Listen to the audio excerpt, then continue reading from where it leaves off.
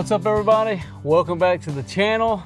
It's tour day on this project in Alvarado. It's our Alvarado Barndominium. It's 1,812 square foot of living, a little over 800 square foot of porch, and 768 square foot in the shop. So we got the shop and the living combination with some pretty nice porches on the front and back as well. This is an all black PBR style panel on the outside, which is what we're doing for siding here.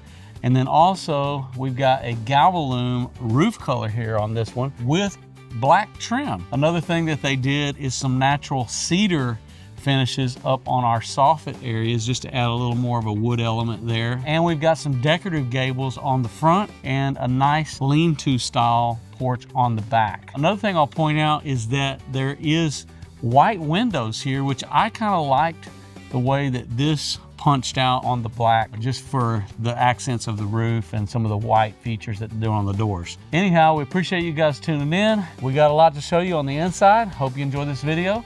Let's get it going.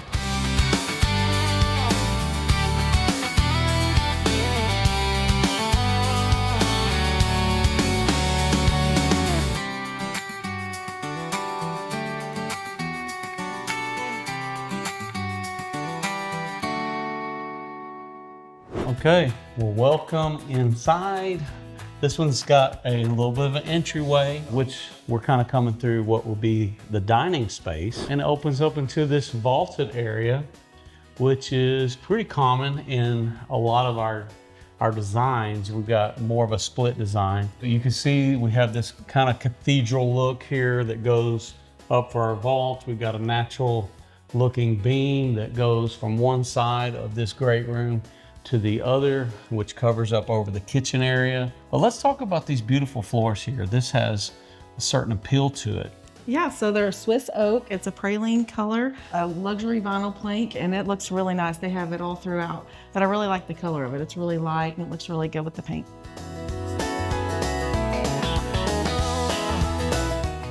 Look at this beautiful kitchen here. Yes, I love that it's so open to everything. So it's 1,800 square foot home, but it feels like it could be even larger. Like just this space feels so big. Yeah, and I think that's true with our kitchen spaces a lot of times. Nothing really changes depending on square footage, because like even in say our 1,500 square foot, a lot of these smaller, maybe 2-bedroom, 2-bath concepts that we build really have nice kitchen areas. So they did a two-tone with the cabinets. They did a pure white on the top and the uppers, and then they did a drift, Sherwin-Williams drift. So it's a real pretty blue color. So I like that it just changes things up and you don't have, just the same everywhere. A lot of times when you're going for the more simplistic designs, keeping with that, you don't have a real busy background for your like backsplash here. But we've got a really nice spread when it comes to the cabinet areas.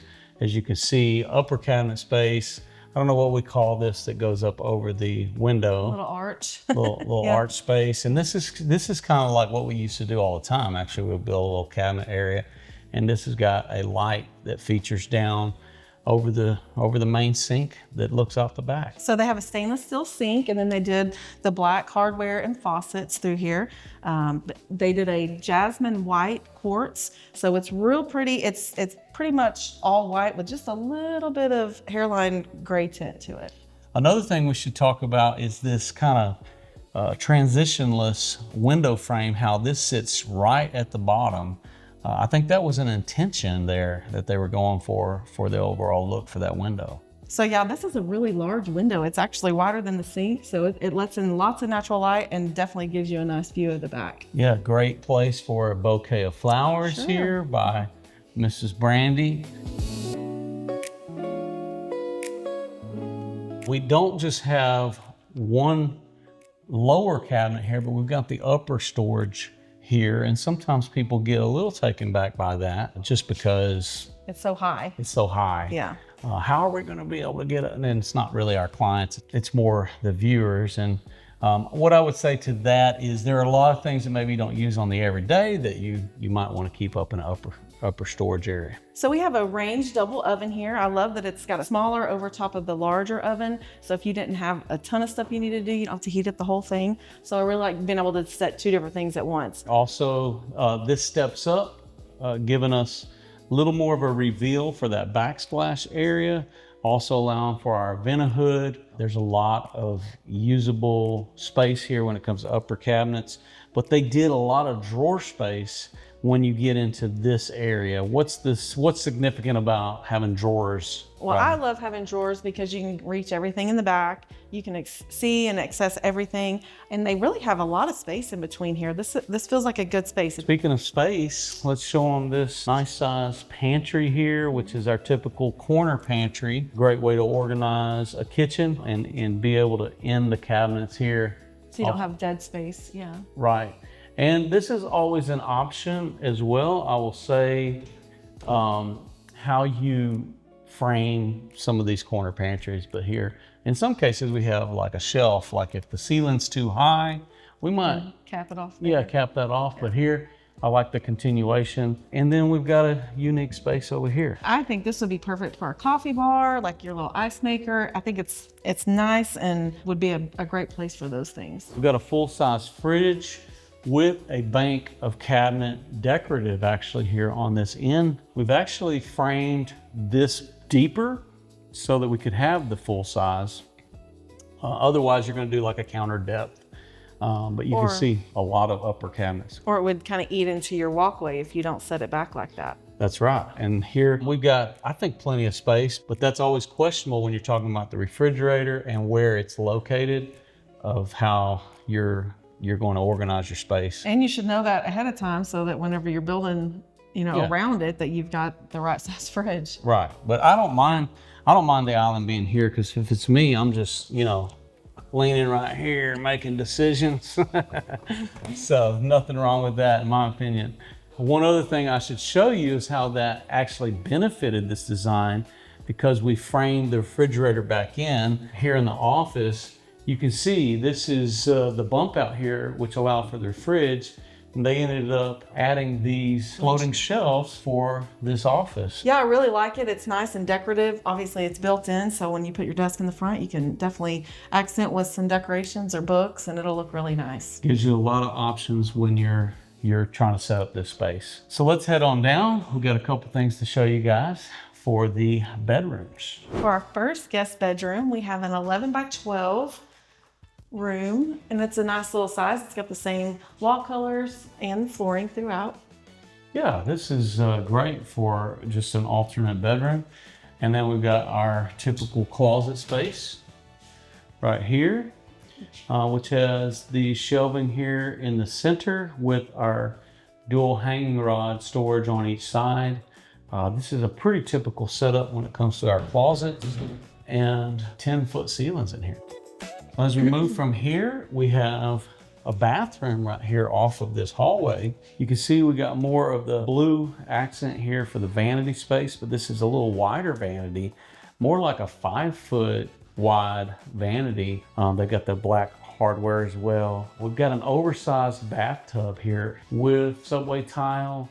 We got the black hardware, and you can see some of this pattern tile that we're using here in the soap box. Another thing I got to show you is here on the back side, they've got some linen storage back over here, which has a lot of extra storage for this space when it comes to extra cabinet space. So now for our primary suite.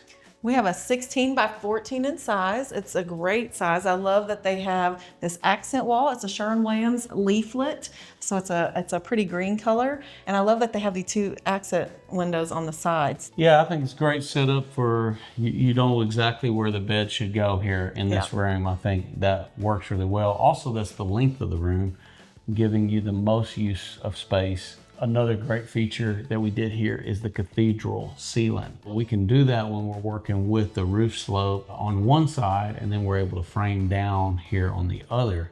So that's a unique feature that we did here. Didn't really cost us anything when it came to, not necessarily monetarily, but it didn't cost us anything as far as our mechanicals losing space. So that's always a plus when you can achieve that. Another thing is the flow here. The closet is separate from the bathroom.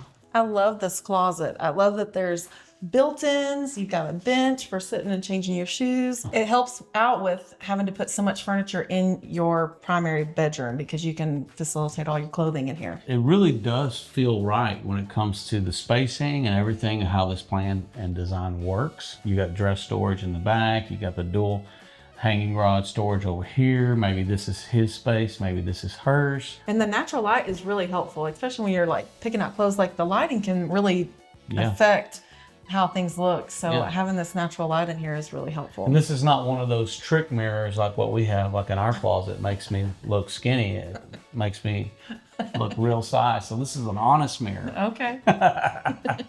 Also we have, I think this is probably my favorite feature of the closet, because what a great way to design a setup like this. Because now you don't have to put dressers in, I mean, you might, but you don't have to in your master bedroom. Coming into our primary bathroom, we've actually got a double barn door here. And I really like this setup when it comes to the layout. Yeah, it's compact, but there's a lot going on in here. They have everything you need, tons of space, and everything you need. And I would say it doesn't feel forced, because sometimes when you are trying to jam a lot of things in one area, it does start feeling forced, like, oh, I had to get this and cram this and make this. And this is not one of those spaces that actually is like very complementary to the it's got a great flow. So to the right, they have the toilet area with a nice little pocket door, obviously to save on space. You don't want a door opening up into this space. So a nice pocket door here. And over to the left, we have a nice size walk-in shower. It's got the nice handheld. It's got the soap box and the decorative tile on the inside of the soap box as well as on the floor. And I love that the bench is got the same granite as the countertops. And that white subway tile is just classic with the black grout. And as you come in further to this bathroom, they've got a nice L-shaped countertop. Maybe it's probably her side. She's got the sink there. Of course, the black hardware and the black faucets. And then she's got like a little vanity area where she might be able to put in like a little stool that she can sit there in the mornings. A nice set of tall cabinets here. And then another vanity on this other side for maybe for him.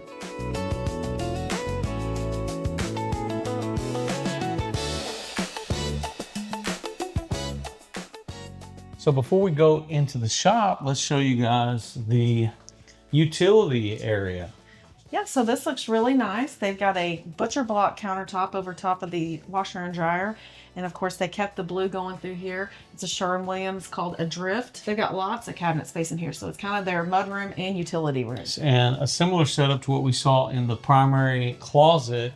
Here we have that here with all of the extra storage and the upper cabinet space up over the laundry. So as we come out into our shop area, this will probably be a lot of where their main flow of traffic is.